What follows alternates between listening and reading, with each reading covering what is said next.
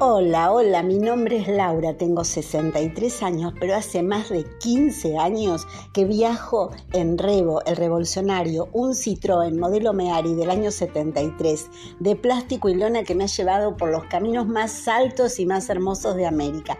Me encanta la aventura, pero también hice una aventura por el interior del ser humano, de la cual aprendí a ser más calma y feliz. En este camino la conocí a Olga hace poco y ahora viajamos juntas.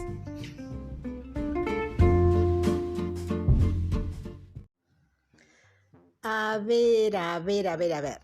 En la vida hay turistas y hay viajeros. ¿Y vos? ¿Qué querés ser?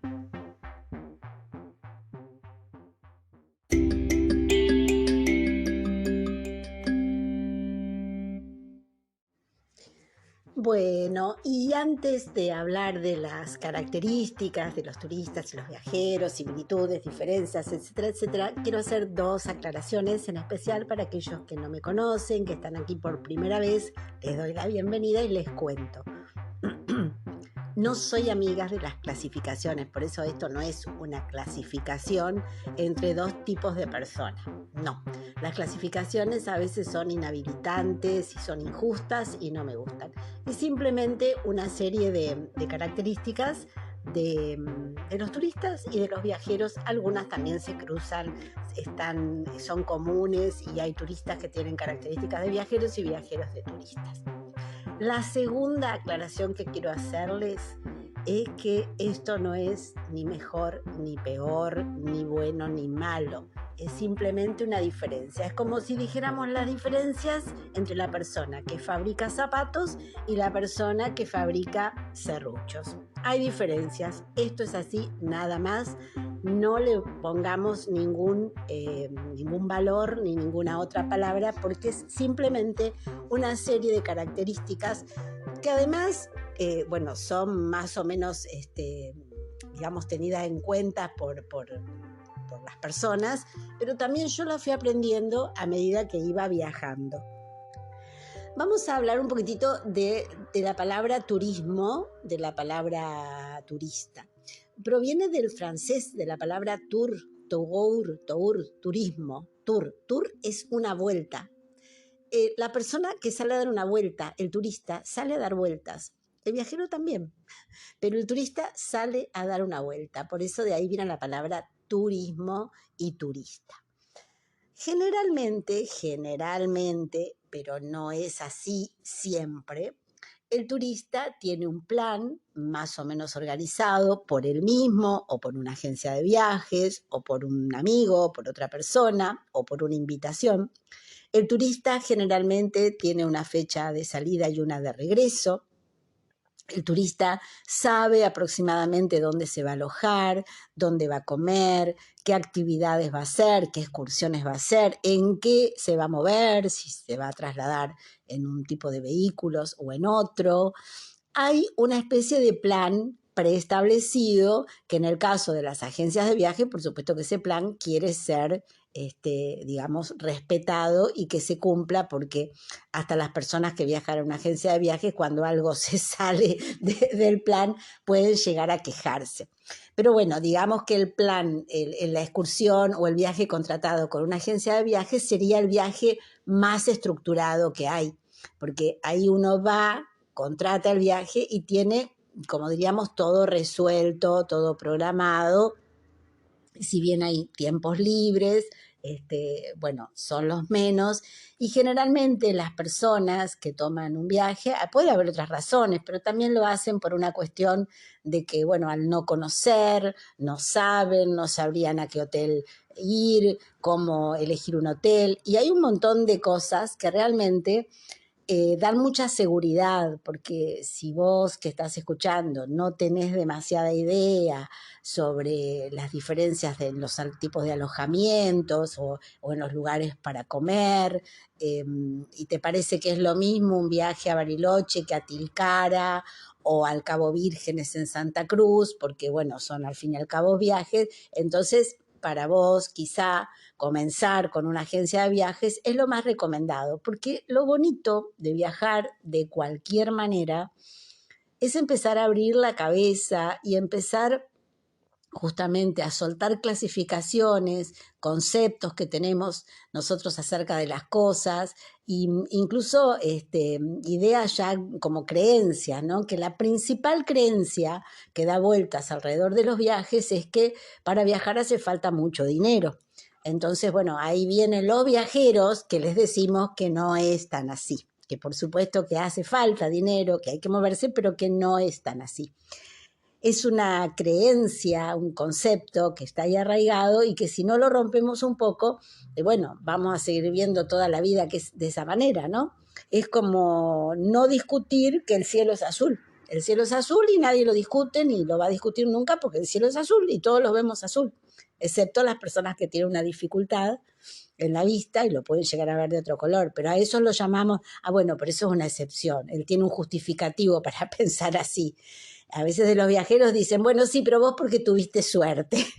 Y con eso cerramos la discusión. Yo los invito a poner en remojo esas ideas y a poner en tela de juicio y a dudar de lo que yo les cuento, pero también a dudar de sus propias creencias, porque cuando ustedes empiezan a aflojar en el agüita esas propias creencias, empiezan a ablandar, se van a dar cuenta que ahí se empiezan a ver las otras posibilidades. O sea, ablandar una idea dura, vieja, arraigada, fuerte, empezar a ablandarla significa que de esa misma idea surgen otras posibilidades que estaban ahí adentro, pero que no las veíamos. Es como empezar a romper una piedra y de repente encontrarnos que allí, adentro de esa piedra, hay otra brillante, azul, que llamamos joya o piedra preciosa. Entonces, ablandar nuestras ideas arraigadas y limitantes, son limitantes porque no nos dejan ver las otras posibilidades, es un buen ejercicio. Y justamente esto es lo que le pasa a los viajeros. El turista que empieza a querer estar más tiempo en los lugares, que empieza a querer soltar un poco la cuestión de que te lleven y te traigan, que empieza a darse cuenta que en una ciudad, por más turística que sea, hay otros lugarcitos donde se puede comer con menos presupuesto, o que se puede ir en vez de a un hotel, que sí, bueno, tiene un montón de comodidades, se puede ir a otro tipo de alojamiento hasta donde hay una cocina donde te podés cocinar.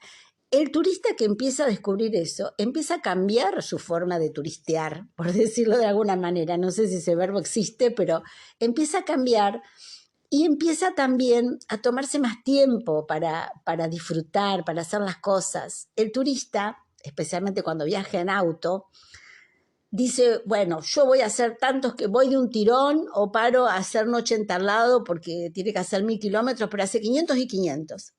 Y en 1000 kilómetros, un viajero puede estar un mes viajando, pero no porque no tenga nada que hacer o lo que sea, sino porque en cada kilómetro hay muchas cosas para disfrutar y para hacer. Porque una de las diferencias es que el turista a veces anda un poquito apurado. Generalmente está apurado por llegar y después no quiere volverse.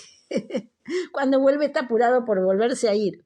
En cambio, el viajero, cuando ya más o menos le ha encontrado la vuelta a la cosa, del dinero y de todo eso, de la seguridad y de todo eso que anda dando vueltas en nuestras cabezas, la verdad es que disfruta de otra manera, saborea, se toma su tiempo y si bien hay lugares preciosos, sabe que en los lugares que no son tan bonitos quizá a la vista, hay muchas cosas bonitas, porque empieza a ver más en detalle, empieza a mirar y empieza a observar, que observar es mirar sin juzgar. Cuando vamos a lugares donde tienen otras costumbres, donde se visten de otra manera, donde hablan de otra forma, nos sentimos distintos, nos sentimos extraños, nos sentimos raros o a veces pasa al revés. Vemos al otro como distinto, como extraño, como raro. El turista suele juzgar. Pero a mí no me gustan porque en tal país hacen tal cosa. O en tal país las mujeres... Esto no quiere decir ver bueno algo que no es tan bueno, que es malo, o que es negativo, o que está perjudicando o ocasionando un daño. No quiere decir justificarlo ni verlo como bueno. Esto quiere decir no juzgarlo, porque es otro país, es otra cultura, ni mejor ni peor, porque en realidad eso se ha ido construyendo de esa forma. Entonces el turista muchas veces vuelve y dice, sí, muy lindo, pero en tal lado la comida así, asá, siempre estamos como turistas yendo con una regla adelante de nuestros ojos y la regla siempre nos va acompañando porque estamos viendo el mundo como nosotros somos o creemos que tiene que ser.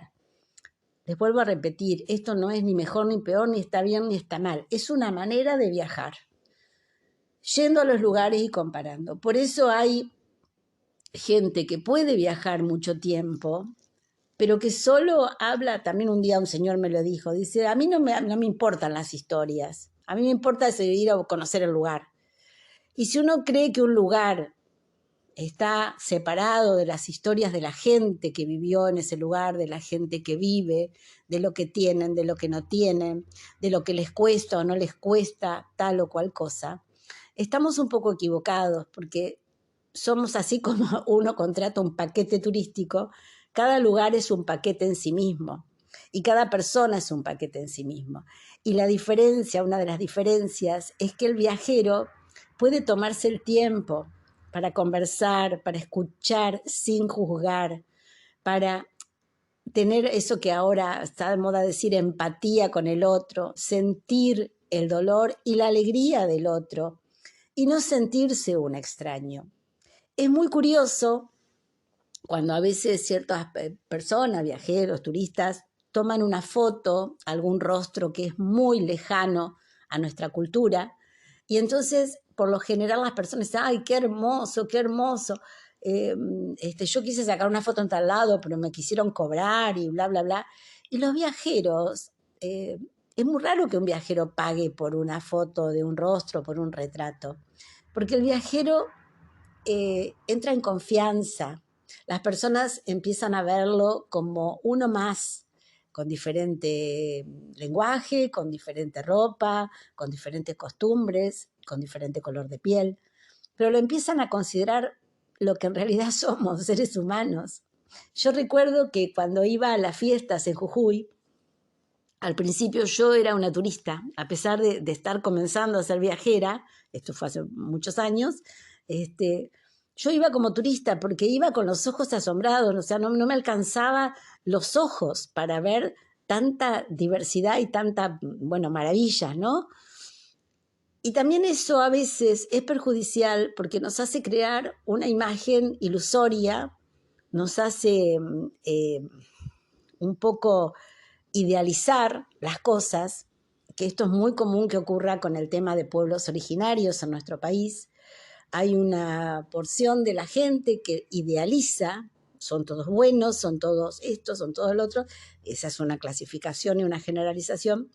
Y la verdad es que no es así. Los seres humanos somos seres humanos independientemente de lo que pensemos, del lugar donde vivamos, del idioma que tengamos, del trabajo y de todo lo demás. Primero somos seres humanos.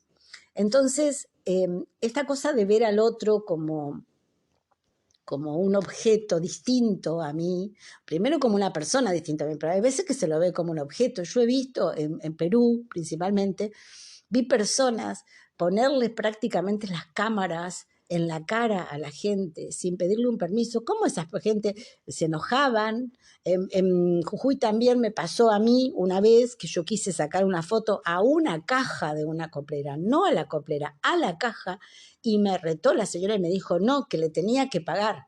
Entonces ahí vino otra señora que me conocía y que le contó y ahí la señora esta coplera se ablandó un poco y se dio cuenta que yo no tenía la intención de nada.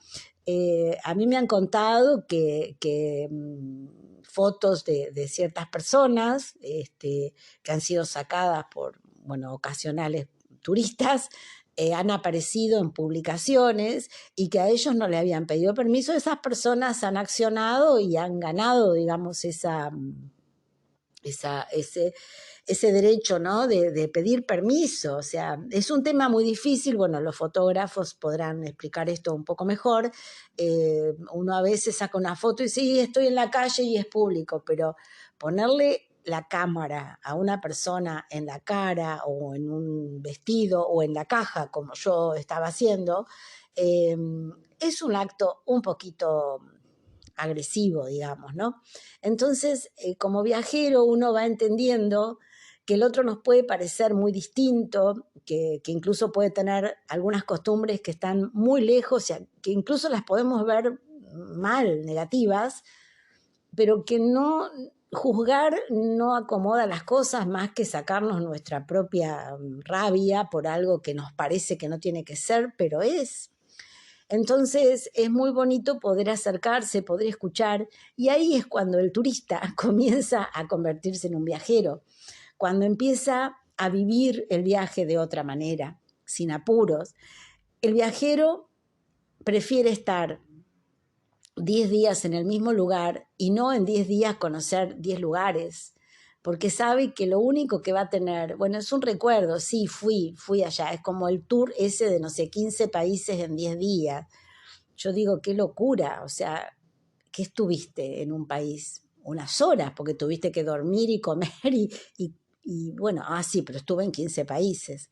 Entonces, por eso las clasificaciones a veces y las presentaciones, cuando a mí me preguntan, ay, ¿cuántos kilómetros hiciste? Bueno, pero no, la persona yo sé que pregunta desde su lugar y a mí me gusta decirle, bueno, no importa tantos cuantos kilómetros, sí, hice mucho, sí, pero también importa la calidad de esos kilómetros y los aprendizajes. Yo valoro mucho todo lo que me enseñó el camino.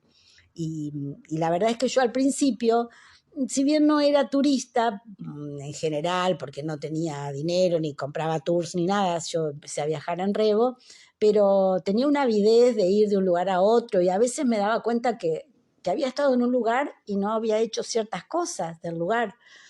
Me volvía cuando hacía viajes muy cortos que iba y venía y decía, ay, ¿estuviste en tal lado? ¿Fuiste a ver tal cosa? Y no, porque era eh, como